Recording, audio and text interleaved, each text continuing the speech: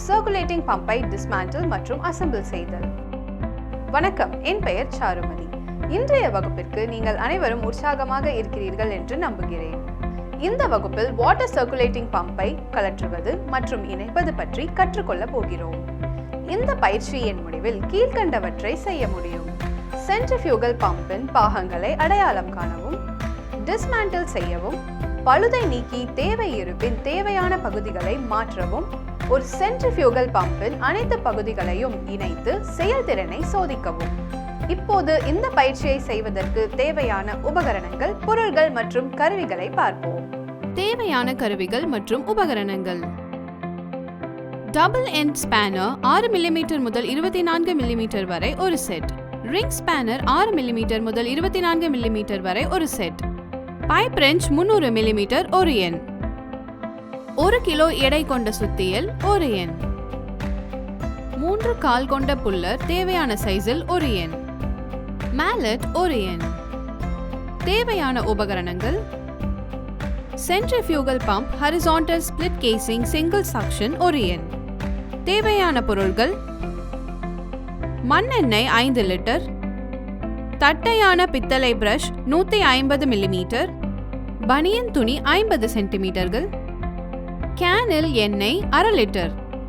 வெப்பமூட்டும் அமைப்புகள் அல்லது வெப்ப பரிமாற்ற அமைப்புகளில் காணப்படும் சர்க்குலேட்டிங் பம்புகள் சீல் செய்யப்பட்ட நெட்வொர்க்கிற்குள் இயக்கத்தை உருவாக்க வடிவமைக்கப்பட்ட மைய விளக்கு விசை இயக்க பம்புகள் ஆகும். வெப்ப அமைப்புகள் உயர் வெப்பநிலை நீர் அமைப்புகள் மற்றும் அணு உலை சர்க்கியூட் மற்றும் நீச்சல் குள வடிகட்டிகள் போன்ற திறந்த அமைப்புகளில் அவை பல்வேறு அமைப்புகளில் முக்கியமான பங்கு வகிக்கிறது. அவற்றின் வடிவமைப்பு பொதுவாக அதிக திரவ வெப்பநிலையை கையாளவும் கணினியில் போதுமான அழுத்தத்தை பராமரிக்கவும் வடிவமைக்கப்பட்டுள்ளது. வெவ்வேறு வகைகளில் ஷாஃப்ட் சீல்ஸ் உடைய அல்லது இல்லாதவை அடங்கும். ஒவ்வொன்று மூடிய பம்ப் சர்க்கியூட்டுகளுக்குள் குறிப்பிட்ட தேவைகளுக்கு ஏற்றவாறு இருக்கும். சர்க்குலேட்டிங் பம்புகளின் முக்கிய கூறுகள்: சர்க்குலேட்டிங் பம்பானது 2 முதன்மை கூறுகளை உள்ளடக்கியது: குழாய் மற்றும் மோட்டார். இவைகளுக்கு மேல் கூடுதல் அத்தியாவசிய பாகங்கள் உள்ளன. பயன்படுத்தப்படும் மோட்டார் இண்டக்ஷன் வகையை சேர்ந்தது. அது மின் ஆற்றலை இயந்திர ஆற்றலாக மாற்றி குழாயை இயக்கி நீர் இயக்கத்தை எளிதாக்குகிறது. ஒவ்வொரு சர்க்குலேட்டிங் பம்பும் ஒரு இன்லெட் மற்றும் அவுட்லெட்டை கொண்டுள்ளது. நீர் இன்லெட் வழியாக உள்ளே இழுக்கப்பட்டு அவுட்லெட் வழியாக வெளியே தள்ளப்படுகிறது. உறை மீது ஒரு அம்பு ஓட்ட திசையை குறிக்கிறது. இன்லெட் மற்றும் அவுட்லெட் இடையே வேறுபடுத்தி காட்டுகிறது. இவை செறிவாக சீரமைக்கப்பட்டுள்ளன. ஒரு சென்ட்ரிஃபியூகல் பம்பில் நீர் இம்பெல்லர் வழியாக நுழைகிறது. பம்ப் கேசிங் ஆனது வால்யூட் எனப்படும் ஒரு சேனலை கொண்டுள்ளது. அங்கு அவுட்லெட் வழியாக வெளியேறும் முன் இம்பெல்லரிலிருந்து வெளியேறும் தண்ணீர் சேகரிக்கப்படுகிறது. பம்ப் கேசிங்கில் வைக்கப்பட்டுள்ள இம்பெல்லர் மைய விளக்கு விசையை செலுத்துகிறது. பம்ப் மற்றும் குழாய்களில் இருந்து தண்ணீரை வெளியேற்றுகிறது. இம்பெல்லருக்குள் உள்ள பின்தட்டு பம்ப் கேசிங்குக்குள் நீர் ஓட்டத்தை கட்டுப்படுத்துகிறது மற்றும் ஷாஃப்ட் சுழற்சிக்கான தாங்கியை கொண்டுள்ளது. ஒரு ரப்பர் சீல் கசிவை தடுக்கிறது. ஷாஃப்ட் மற்றும் ரோட்டர் ஒன்றோடொன்று இணைக்கப்பட்டுள்ளன. ரோட்டார் ஷாஃப்ட் மற்றும் இம்பெல்லருடன் இணைக்கப்பட்டுள்ளது. மோட்டார் கேனில் அடைக்கப்பட்டிருக்கும் ரோட்டர் மோட்டரின் மின் சுற்றுகளில் தண்ணீர் வருவதை தடுக்கிறது. இண்டக்ஷன் மோட்டார் ஸ்டேட்டரில் செப்பு கம்பி சுருளைகளை கொண்டுள்ளது. சுருள்கள் வழியாக பாயும் மின்சாரம் ஒரு சுழலும் மின்காந்த புழலை உருவாக்கி ரோட்டரை தூண்டுகிறது. மோட்டார் ஹவுசிங் இந்த கூறுகளை பாதுகாக்கிறது. பக்கவாட்டில் ஒரு மின் முனைய பெட்டியுடன் வேகத்தை தேர்வு செய்யும் சுவிட்சை கொண்டுள்ளது. இந்த சுவிட்ச் மோட்டாரின் வேகத்தை சரி செய்கிறது. இது சுற்றோட்ட பம்பின் ஓட்ட விகிதத்தை பாதிக்கிறது. ஒரு சர்க்குலேட்டிங் பம்ப் எவ்வாறு செயல்படுகிறது என்று பார்ப்போம். நீர் நுழைவாயில் வழியாக நுழைந்து இம்பெல்லரின் மையத்தில் பாய்கிறது. அங்கு அது இம்பெல்லரின் பிளேடுகளால் பிடிக்கப்படுகிறது. ஒரு காந்த புலம் ரோட்டரை சுழல செய்கிறது. ரோட்டர் ஷாஃப்டுடன் இணைக்கப்பட்டுள்ளதால் அது இம்பெல்லருடன் இணைகிறது. அவை அனைத்தும் சுழல தொடங்குகின்றன. இது தண்ணீருக்கு இயக்க ஆற்றலை அளிக்கிறது. இது வெளிப்புறமாக செல்ல தூண்டுகிறது. நீர் இம்பெல்லரின் விளிம்பை அடையும் போது அதன் வேகம் கணிசமாக அதிகரிக்கிறது. அது பின்னர் வால்யூட்டில் நுழைந்து பம்ப் கேசிங்கின் சுவரில் மோதி அழுத்தத்தை உருவாக்குகிறது. ஓட்ட விகிதம் இந்த அழுத்த மட்டத்தால் தீர்மானிக்கப்படுகிறது. வால்யூட்டின் விட்டம் விரிவடைந்து நீரின் வேகத்தை குறைத்து அழுத்தத்தை அதிகரிக்கிறது. அவுட்லெட்டில் அதிக அழுத்தம் இருந்தால் குழாய்கள் வழியாக அதிக தண்ணீர் தேவைப்படும் இடத்திற்கு தள்ளப்படுகிறது. ஸ்டெப் 1. ஒரு சென்ட்ரிஃபியூகல் பம்பில் உள்ள கூறுகளை அடையாளம் காணவும். அதன் பெயர் பலகையில் கொடுக்கப்பட்டுள்ள தகவல்கள் மற்றும் இன்புட்களை அட்டவணை 1இல் குறிப்பிடவும். படம் 1இல் காட்டப்பட்டுள்ளபடி ஒரு சென்ட்ரிஃபியூகல் வாட்டர் பம்பில் உள்ள கூறுகளை அடையாளம் கண்டு அவற்றை பட்டியலிடவும். அவற்றை அட்டவணை 2இல் குறிப்பிடவும்.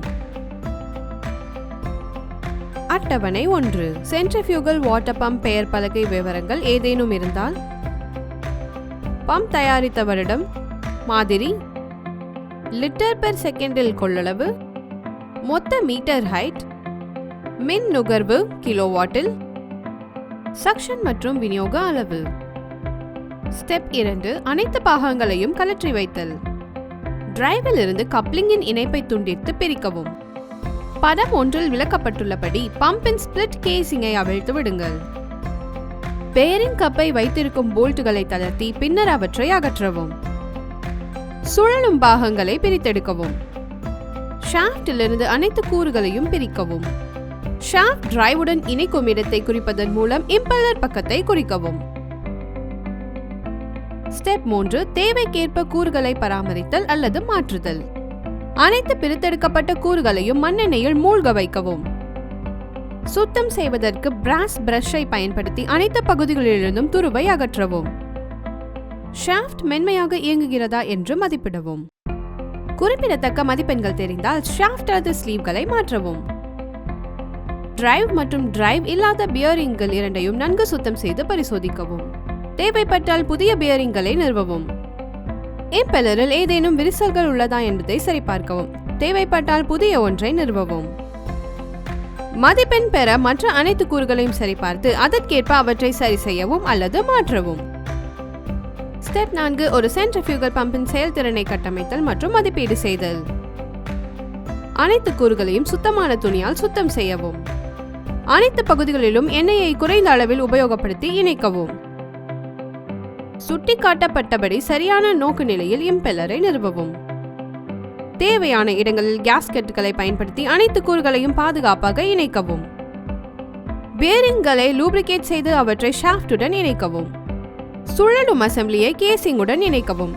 சரியான கேஸ்கெட்டின் தடிமன் கீழ் மற்றும் மேல் உறைகளுக்கு இடையில் வைக்கப்படுவதை உறுதி செய்யவும். அனைத்து போல்ட்டுகளையும் பாதுகாத்து கிளாண்டின் சரியான அளவு மற்றும் எண்ணிக்கையுடன் இருக்குமாறு பார்த்துக் கொள்ளவும். ஷாஃப்டின் மென்மையான சுழற்சியை சரிபார்க்கவும். கப்ளிங் மற்றும் வயரினை மோட்டருடன் இணைக்கவும். சக்ஷன் மற்றும் டெலிவரி வால்வுகளை திறக்கவும். பம்பை இயக்கவும் மற்றும் நீர் அழுத்தம் மற்றும் ஓட்ட விகிதத்தை மதிப்பிடவும். வாட்டர் சர்க்குலேட்டிங் பம்பின் செயல்திறனை மதிப்பிடுவதற்கு இது உதவும்.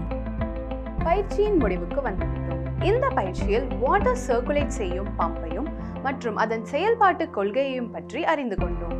மேலும் சென்ட்ரிஃபியூகல் பம்பின் பாகங்களை அடையாளம் காணவும், டிஸ்மேண்டில் செய்யவும், பழுதை நீக்கி தேவை இருப்பின் தேவையான பகுதிகளை மாற்றவும், ஒரு சென்ட்ரிஃபியூகல் பம்பின் அனைத்து பகுதிகளையும் இணைத்து அதன் செயல்பாட்டை சோதிக்கவும் கற்றுக்கொண்டோம். இவ்வாறு வாட்டர் சர்க்குலேட்டிங் பம்பை பிரித்து மீண்டும் அசெம்பிள் செய்வதை கற்றுக்கொண்டோம். இந்த பயிற்சியை உங்கள் பயிற்றுவிப்பாளரின் உதவியுடன் செய்யுங்கள். நன்றி.